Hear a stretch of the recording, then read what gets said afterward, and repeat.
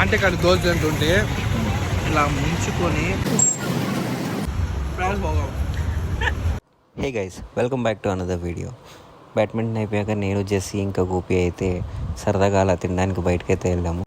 అంత నీట్గా ఉంటాడు, తినక ముందు వెంటనే చేయి కడుక్కుంటున్నాడు. కటింగ్ ఎక్కడ చూసినట్టుంది.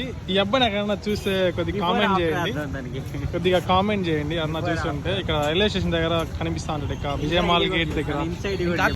చూసారా మామ, ఒక చిన్న దోశ కోసం ఎంత సేపు వెయిట్ చేస్తున్నాడు అంటే లిటరల్లీ ఒక హాఫ్ అన్ అవర్ పైన వెయిట్ చేశాడు, అడుక్కుంటున్నాడు దోశ. చూడండి మామ, మేము ఇంకా బోండా దగ్గరే ఉన్నాము.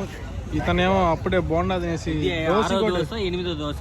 ఎనిమిదో దోశ తింటున్నాడు. చింపేశారంట.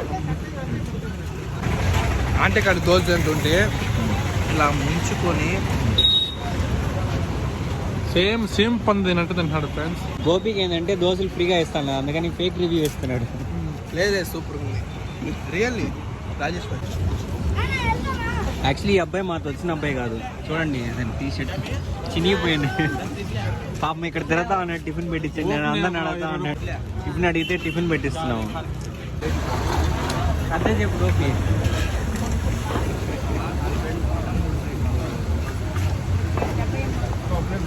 అసలు అమౌంట్ 5 రూపాయలు. ఒక మనిషి ఇంత తిన్నాడు. 70 రూపాయలు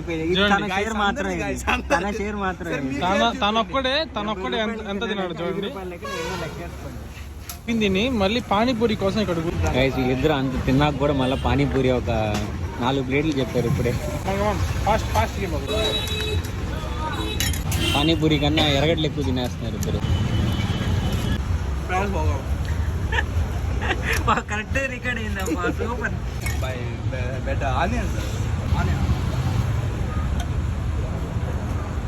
మొత్తం తిన్నాను ఆనియన్స్ అన్ని.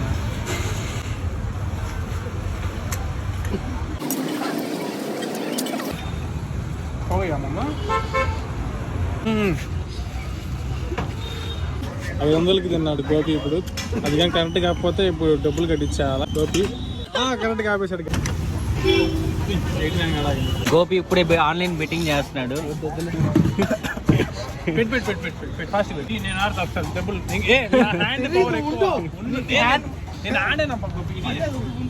ఆన్లైన్ బెట్టింగ్ ప్రమోట్ చేస్తున్నాడు జెస్సీ.